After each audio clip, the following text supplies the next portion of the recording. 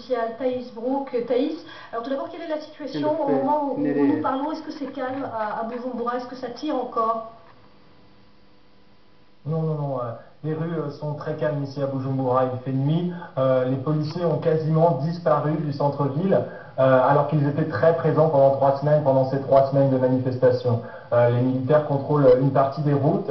Ils ont bloqué notamment certains axes stratégiques. Mais là, les manifestants, eux, après cette journée de liesse, après cette journée où ils ont pu pour la première fois se rendre dans le centre-ville de Bujumbura, ils sont rentrés chez eux.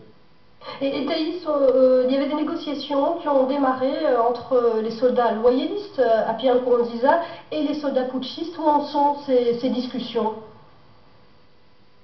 Alors effectivement, les tractations continuent entre ces loyalistes et ces putschistes, fidèles au général putschiste. Alors nous n'avons pas vraiment d'informations pour l'instant, rien à filtrer. Ce dont on est sûr, c'est qu'une annonce importante devrait être faite rapidement, certainement ce soir ou demain. La situation est toujours aussi confuse ici à Bujumbura. Pour rappel, l'aéroport a été fermé, les frontières sont aussi fermées. Et le président Pierre Nkurunziza aurait tenté de rentrer au pays. Il se trouvait à Dar es Salaam pour le sommet exceptionnel des chefs d'État avec ses homologues des Grands Lacs, mais il aurait dû rebrousser chemin parce qu'il n'aurait pas pu atterrir. Donc il se trouverait actuellement à Dar es Salaam. On a vu encore quelques images que vous nous avez envoyées tout à l'heure. Il y a eu des scènes de liesse aujourd'hui durant la journée à Bujumbura? Oui, dans l'après-midi. Alors on pourrait estimer environ entre 5 et 10 000 personnes seulement qui ont réussi à rejoindre le centre-ville. Hein. Ce qui se serait passé, c'est que les manifestants auraient été aidés dans un seul quartier, le quartier du sud de la capitale, à Musaga. Alors, ils auraient été aidés par les militaires pour rejoindre le centre-ville. Ceux des autres quartiers n'auraient encore une fois pas pu rejoindre le centre-ville, bloqués par les policiers. Mais sinon, dans le centre-ville, effectivement, on voyait des manifestants faire des accolades à des soldats, monter sur des chars et chanter et danser et fêter ce coup d'État qui n'est plus un coup d'État qu'une révolution populaire au final. Merci beaucoup Thaïs Brook en direct de Bujumbura. Alors qui est derrière cette tentative de coup d'État? Puisque pour l'instant on ne connaît pas encore l'issue de ce qui est en train de se passer. L'ancien chef des renseignements et chef d'état-major jusqu'à sa destitution toute récente. Voici le portrait du général Godefroy Niambare signé Nicolas Germain. En 2012, France 24 avait rencontré le général Godefroy Niambare. À l'époque, il était chef d'état-major de l'armée. Interrogé sur la menace d'une nouvelle rébellion, sa réponse apparaît presque prémonitoire. Moi qui suis un ancien rebelle, je n'ai pas encore senti qu'il y a une rébellion. Je sais comment ça naît, je sais même comment ça se prépare. Le général Niambare, qui a 46 ans, est un ancien compagnon d'armes du président Pierre Nkurunziza au sein de la rébellion Hutu du CNDD-FDD. En 2006, Pierre Nkurunziza le nomme chef d'état-major général. C'est le premier Hutu à occuper cette fonction. Selon les analystes, le général Niambare est un homme de dialogue également apprécié par les militaires Tutsis.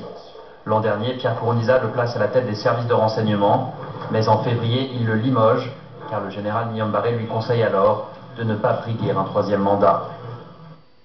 Madeleine Moukamamano, journaliste indépendante, spécialiste des Grands Lacs, est toujours en ligne avec nous. Un mot sur les réactions internationales. On a entendu les réactions de l'ONU, de la Maison-Blanche.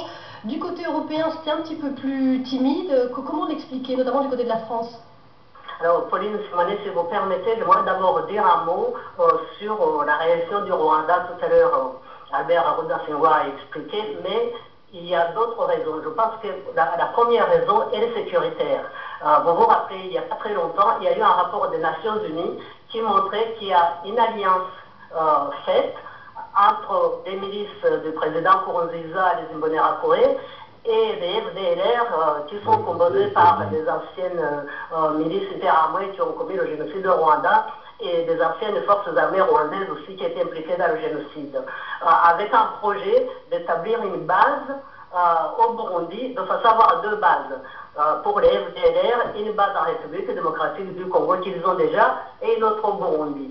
Donc, pour des raisons sécuritaires, il était, je pense, normal, on sait à quel point le président du Rwanda est très attaché à la question sécuritaire, qu'il monte en première ligne.